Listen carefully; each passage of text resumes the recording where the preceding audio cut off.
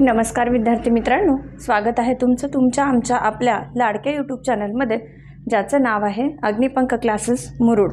विद्यार्थ्यांनो, आता नवोदयची परीक्षा जवळ येत आहे आणि आपल्याला गणिताकडे जास्त लक्ष देणं खूप महत्त्वाचं आहे. आणि बऱ्याच विद्यार्थ्यांना आता गणितामध्ये प्रॉब्लेम्स किंवा प्रकरण कमी झाले किंवा वाढले, यामुळं बऱ्याच विद्यार्थ्यांच्या मनामध्ये घालमेल चालू आहे की आता या परीक्षेमध्ये नेमका कसा पेपर येणार आहे किंवा कुठल्या प्रकारचे गणित त्यांना येणार आहेत.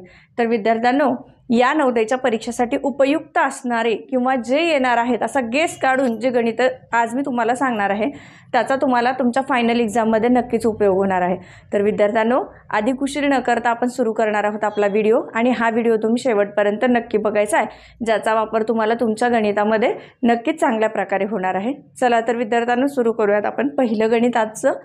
बघा, 48चे मूळ अवयव आहेत असा प्रश्न त्यांनी आपल्याला विचारलेला आहे आणि त्यांनी आपल्याला अवयवसुद्धा दिलेले आहेत. आता 48चे मूळ अवयव आहेत, खूप सोपा प्रश्न आहे आणि प्रत्येक त्यांनी ऑप्शन जे दिलेले आहेत त्या ऑप्शनमधूनच आपल्याला क्लिअर करायचं आहे की कुठले अवयव आहेत. बघा, आता आपण म्हणजे सर्रास विचार जर केला तर हे पहिले जे ऑप्शन आहे बघा, बे एक बे बे दोन्ही 4, 4 दोन्ही 8, 8 दोन्ही 16, हे तर उत्तर येऊच शकणार नाही, कारण आपल्याला 48चे अवयव काढायचे.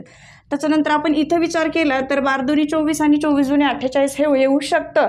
इथंपर्यंत हे तुम्हाला वाटेल की अरे हे येऊ शकतं, कारण इथं बरोबर 48 मिळतात आपल्याला. पण या 12चे सुद्धा आणखीन अवयव पडतात, हे आपण विसरून जातो आणि पटकन मग आपण ऑप्शन बीला गोल करतो. तर हे चुकीचं आहे. अवयव म्हटल्यानंतर आपण त्याच्या प्रत्येक नंबरचा किंवा प्रत्येक अंकाचा आपल्याला अवयव पाडायचा आहे. मग आता काय राहिलं, जर आपण ऑप्शन डीचा विचार केला तर इथं सुद्धा बघा तुम्ही 2 गुणिले 2 आणि 3 गुणिले 3 एवढेच अवयव भेटतात. मग आता ऑप्शन सी आपण बघितला पण लक्षात आपल्या येतं की ऑप्शन सी हे करेक्ट ऑप्शन आहे. तर आपण ऑप्शन सी बघूयात, 48चे अवयव पाडून बघूयात की आपल्याला ऑप्शन सी मध्ये जेवढे काही अवयव दिलेले आहेत ते मिळत आहेत का ते बघूयात आपण. बघा, सुरुवातीला जे आहे ते 48ची फोड आपण कसं करणार आहोत, तर 24 दोन्ही 48 आहे ना, 2 गुणिले 24 करणार, 24 दोन्ही 48. आता आपल्याला या 24चं परत अवयव पाडावं लागतील. मग ते कशा पडतील बघा, 2 गुणिले 2 गुणिले 12, 12 दोन्ही 24, 24 दोन्ही 48. ठीक आहे. परत या 12चे सुद्धा अवयव पडणार आहेत, बरोबर आहे, 6ने पडतील बघा, 2 गुणिले 2 गुणिले 2 गुणिले 6, 6 दोन्ही 12, 12 दोन्ही 24, 24 दोन्ही 48. मग इथंच थांबणार आहेत का आपण, परत या 6चे सुद्धा अवयव पडणार आहेत आणि ते आपल्याला पाडायचे आहेत. बघा, 2 गुणिले 2 गुणिले 2 गुणिले 3. आता या 3चे अवयव पडणार आहेत का, नाही. खूप सोपं आहे. जर तुम्हाला अशा पद्धतीने जमत नसेल तर तुम्ही उभ्या पद्धतीने सुद्धा अवयव पाडू शकता. तर असं आता जे आपल्याला अवयव शेवटी मिळालेले आहेत, त्या 3चे परत आपण अवयव पाडू शकत नाहीत. मग आता बघा, हे अवयव कुठे मिळालेले आहेत आपल्याला, ऑप्शन सी मध्ये. म्हणजे आपलं उत्तर काय असणार आहे, पर्याय क्रमांक सी. तर तुम्ही राऊंड करत असताना व्यवस्थित राऊंड करायचं आहे, व्यवस्थित ते गोल जे आहे, वर्तुळ जे आहे ते व्यवस्थित रंगवायचं आहे. आता 2 घनमीटर बरोबर किती घन सेंटीमीटर, खूप सोपा प्रश्न आहे हे सुद्धा. घनमीटर आणि घन सेंटीमीटर असं विचारलेलं आहे. तर तुम्हाला काय करायचं आहे, तुम्हाला माहिती असायला पाहिजे की एका मीटरमध्ये किती सेंटीमीटर असतात. ते किती असतात बरं एका मीटरमध्ये, बरोबर आहे तुमचं, एका मीटरमध्ये किती असतात, 100 सेंटीमीटर असतात आहे ना.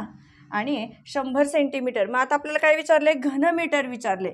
म्हणजे 1 मीटर चा घन म्हणजे काय करणार आपण, 100 गुणिले 100 गुणिले 100, बरोबर आहे. मग तसंच आपण करणार आहोत. 2 घनमीटर विचारले आपल्याला आहे ना, 2 घनमीटर, 2 घनमीटर असं विचारलेलं आहे. म्हणून आपलं उत्तर काय असणार आहे मग, ऑप्शन क्रमांक बी. ठीक आहे विद्यार्थ्यांनो, आणि तुम्हाला या बीला सर्कल काढायचं आहे. बघूयात विद्यार्थ्यांनो, पुढचा प्रश्न काय आहे तो, प्रश्न क्रमांक 3. बघा, एक काम करण्यासाठी 9 मजुरांना 8 दिवस लागतात, तर तेवढेच काम करण्यासाठी 12 मजुरांना किती दिवस लागतील असा प्रश्न विचारलाय. आता हे जे गणित आहे ते खूप सोपं आहे. याच्यामध्ये काय विचारलं आपल्याला की 9 मजुरांना एक काम करण्यासाठी 8 दिवस लागतात. तेच काम आहे, कामाचं स्वरूप बदललेलं नाही, तर मजुराची संख्या वाढलेली आहे. तर 12 मजुरांना किती दिवस लागतील. आता बघा, 9 मजूर आहेत तर 8 दिवस लागतात. आता मजूर वाढले म्हणजे नक्कीच दिवस काय होणार आहेत, कमी होणार आहेत. हो, पण आता किती कमी हे नाही सांगू शकत आपण आहे ना. आता 8 दिवस तर लागणार नाहीयेत, हे ऑप्शन तर पहिलंच जातं. मग आता नेमके 5 का 6 का 60 या 3 ऑप्शनपैकीच आपला एक ऑप्शन असणार आहे. कारण 9 मजुरांना 8 दिवस लागतात म्हटल्यानंतर 12 मजुरांना 8 दिवस लागणार नाहीत. त्यासाठी ऑप्शन सी हे पहिल्या निष्कर्षामध्येच आपल्याला डिलीट करायचे, कॅन्सल करून टाकायचे. मग आता काय राहिले की कामाचं स्वरूप एकच आहे आणि मजूर आणि दिवस किती आहेत 9 आणि 8. तर आपल्याला काय काय काढायचंय, मजूर दिलेले आहेत आणि दिवस काढायचे आहेत है ना. मग आपण मांडत असताना काय करायचे बघा, 9 मजुरांना म्हणून 9 गुणिले 8 दिवस लागतात भागिले 12 मजुरांना. आता फक्त मजूर बदलले म्हणजे मजूर दिलेले आहेत आणि दिवस काढायचे आहेत, कामाचं स्वरूप तेच आहे म्हणून दिलेले मजूर आणि दिवस जे आहेत ते आपण वर मांडलेले आहेत आणि खाली आपण भागिले 12 केलेलं आहे. आता याला भाग घालून बघूयात आपण काय येतं ते आणि जे येईल तेच आपलं उत्तर असणार आहे. बघा 4 ने भाग घालूयात किंवा 3 ने घालूयात. 3 त्रिक 9, 3 चोक 12, 4 एक 4, 4 दोन्ही 8 आणि 3 दोन्ही 6. म्हणजे किती दिवस लागणार आहेत 6 दिवस. ऑप्शन बी. म्हणून आपल्याला या बी ला सर्कल करायचे, व्यवस्थित सर्कल व्यवस्थित करायला शिका विद्यार्थ्यांनो. त्याच्यानंतर बघा खालीलपैकी असत्य विधान आहे. आता हे तर खूप सोपं आहे. ए मध्ये सांगितलं त्यांनी की 1 ही कोणत्याही नैसर्गिक संख्येची अनुचर संख्या नाही. असत्य विधान शोधायचं आपल्याला. तर असत्य विधान आहे 0 ही धनपूर्णांक आहे. हे विधान कसं आहे, असत्य आहे. म्हणून आपलं ऑप्शन काय येणार आहे, पर्याय क्रमांक सी. चला विद्यार्थ्यांनो पुढचं गणित बघूयात. हे गणित आहे क्रमांक 5. बघा 4.2 ला 8.52 ने गुणल्यावर अंदाजे गुणाकार किती येतो असं विचारलेलं आहे. बघा आता की 4.2 आणि अंदाजे म्हणजे काय करायचं, आपल्याला फक्त अंदाज लावायचा आहे की हे जे गुणाकार आहेत ते नेमके कुठेपर्यंत जाणार आहेत. आता बघा 4.2 म्हणजे काय, तर 4च येणार आहे. 4.2 म्हणजे किती असणार आहे, 4च असणार आहे. कारण व्यंजक अंदाजीकरण हे जे प्रकरण आहे यामध्ये आता 2 जे आहे ते 4च्या जवळच आहे. जर ते 5च्या पुढे किंवा 6च्या पुढे गेलं असतं तर या 4ची किंमत हे 5 झाली असते. अंदाजे म्हणजे ते 1 ने वाढलं असतं. जसं आता इथं दिलेलं आहे बघा पुढचा जो नंबर आहे तर आता इथं बघा 8.52 किंवा 8.52 जे आहे. आता इथं काय करायचंय आपल्याला, तर हे जे आहे ते 50च्या पुढं सरकलेलं आहे. 50च्या पुढं म्हणजे 100च्या जवळ गेलेलं आहे ते किंवा 100कडच्या घरात सरकण्यासाठी पुढं गेलेलं आहे. म्हणजे या 8ची किंमत इथे किती होणार आहे, 9 होणार आहे. आणि या दोन्हींचा जर गुणाकार केला आपण तर तो किती येणार आहे, 36 येणार आहे. म्हणजे व्यंजक अंदाजीकरणानुसार 4.2 ला जर आपण 8.52 किंवा 8.52 ने गुणलं तर आपल्या अंदाजे जे गुणाकार येणार आहे तो किती असणार आहे, 36. म्हणजे आपला ऑप्शन काय असणार आहे, पर्याय क्रमांक बी हे असणार आहे. बघा आता इथे जी पदावली दिलेली आहे या पदावलीचं आपल्याला जे काही स्वरूप आहे ते विचारलेलं आहे त्यांनी की विस्तारित रूप कसं येणार आहे किंवा आपण याला कुठल्या पद्धतीने सोडवणार आहोत ते. आता हे सुद्धा पदावली फार काही अवघड नाहीये, खूप सोपी आहे. सुरुवातीला आपल्याला या कंसाचा विचार करायचा आहे.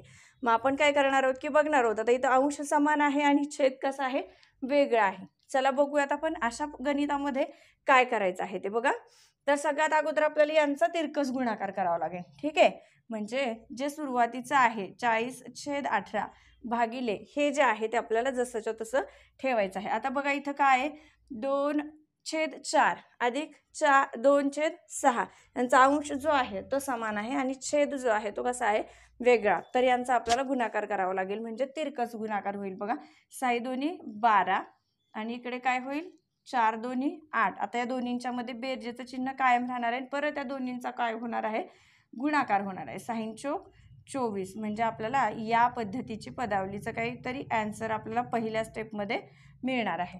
त्याच्यानंतर बघूयात आता ह्यांची जी बेरीज आहे 12 आणि 8 किती झाले, 20 झाले आणि खाली छेदस्थानी काय आहे 24. आता या दोन्ही पण संख्या 4च्या पटीतील आहेत, बरोबर आहे. याला भागिले काय करणार आहोत आपण, 4 करणार आहोत.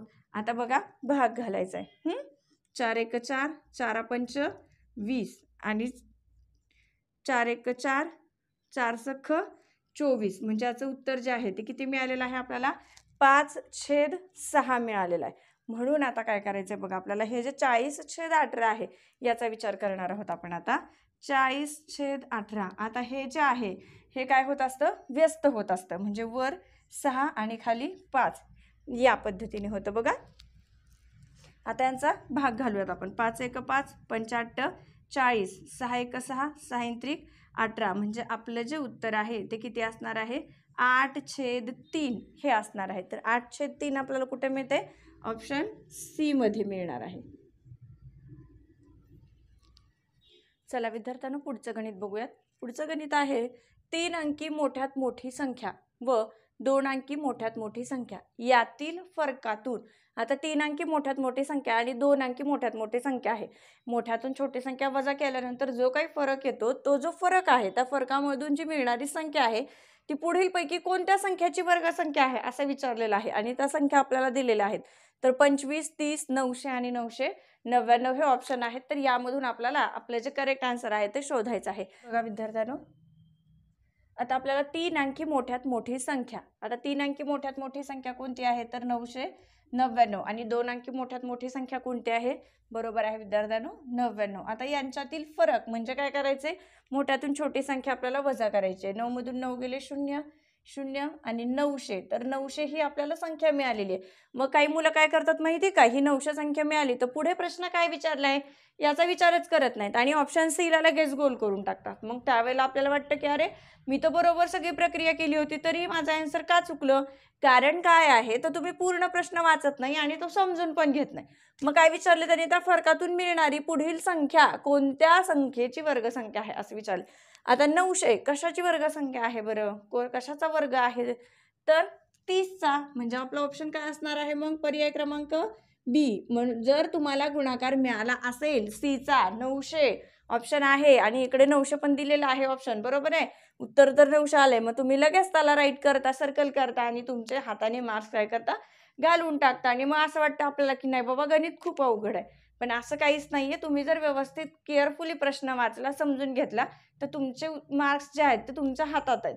ठीक आहे, आता पुढचा बघूयात 8वा प्रश्न. ताशी 72 किमी प्रति तास म्हणजे एका तासाला 72 किलोमीटर.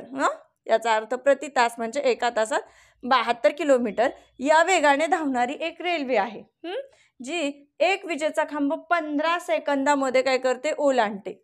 म्हणजे बघा आता ही 72 किलोमीटर प्रति तास चालणारी जी रेल्वे आहे तो एक विजेचा खांब तिची लांबी काढायची आहे. लक्षात येते का, तो खांब ओलांडायला म्हणजे संपून जायला 15 सेकंद लागतात. म्हणजे बघा ती किती मोठी असेल रेल्वे ती.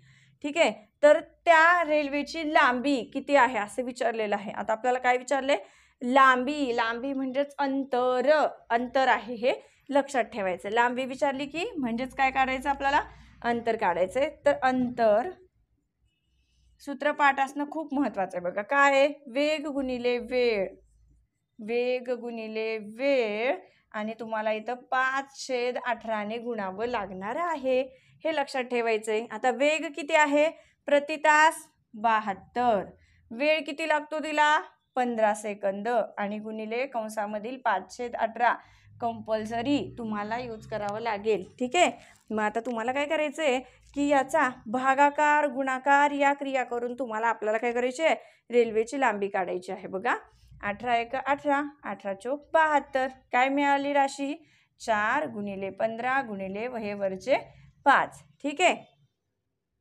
आता बघा 15 × 5 = 75, 4 गुणिले 75. आता 5 × 20 साठी 0 हातचे आले 2, 7 × 28, 28 आणि 2 30 म्हणजे किती असणार आहे मग 300 मीटर. ऑप्शन आहे का बघा पर्याय क्रमांक ए. तर तुम्हाला ह्या ए ला सर्कल करायचंय. ठीक आहे, या पद्धतीने. विद्यार्थ्यांनो पुढचा प्रश्न काय आहे तो पुढचा प्रश्न आहे किती वाजता तास काटा व मिनिट काटा यामध्ये न्यून कोन तयार होईल. आता न्यून कोन म्हणजे काय माहिती आहे का तुम्हाला ॲक्यूट अँगल. हो बरोबर आहे, जो 90 अंशापेक्षा छोटा असतो. मग आता इथं ऑप्शन पण दिलेले आहेत आणि हे खूप सोपं गणित आहे, यामध्ये करून दाखवायची काहीच गरज नाही आहे. 30 अंशाचा कोन सरळ सरळ 1 वाजता होतो हे आपल्या सगळ्यांना माहिती आहे, म्हणून याचं उत्तर आहे ऑप्शन सी. ठीक आहे विद्यार्थ्यांनो, बघूयात पुढचा प्रश्न. दर साल दर शेकडा दशे म्हणजे दर साल दर शेकडा 5 दराने 7,200 रुपयाचे 5 महिन्यानंतर द्यावी लागणारी एकूण रक्कम किती होईल. आता इथं महिन्यामध्ये आपल्याला कालावधी दिलेला आहे, बरोबर आहे. आणि आपल्याला काय विचारलंय, तर 5 महिन्यानंतर द्यावी लागणारी जी काही रक्कम आहे, म्हणजे ही जी रक्कम आहे ती व्याज आणि मुद्दल दोन्ही एकत्रितपणे द्यायचं आहे आणि अशा रकमेला रास असं म्हटलं जातं. तर आपल्याला या गणितामध्ये काय काढायचे आहे, रास. तर रास काढण्यासाठी सगळ्यात अगोदर आपल्याला काय करायचं आहे, त्याचं व्याज काढायचं आहे. ठीक आहे. तर मग तुम्हाला सरळ व्याजाचं सूत्र माहीत असणं खूप गरजेचं आहे. बघा, सरळ व्याज बरोबर मुद्दल गुणिले मुदत गुणिले दर भागिले 100 हे आहे सरळ व्याजाचं सूत्र. आता आपल्याला मुदत दिलेली आहे, मुदत दिलेली आहे आणि दर सुद्धा दिलेला आहे. बघा, 5 दराने 7,200 रुपयाचे 5 महिन्यानंतर, म्हणजे मुदत जी आहे ते आता महिन्यामध्ये दिलेली आहे. मग काय करायचे बघा, 7,200 मुद्दल आहे ही, त्याच्यानंतर मुदत आहे 5 महिन्यानंतर आणि दर सुद्धा 5 आहे, म्हणून भागिले 100 गुणिले 12 करावं लागेल, कारण एका वर्षातील महिने. ठीक आहे. तर हे 2 शून्य गेले, हे 2 शून्य गेले.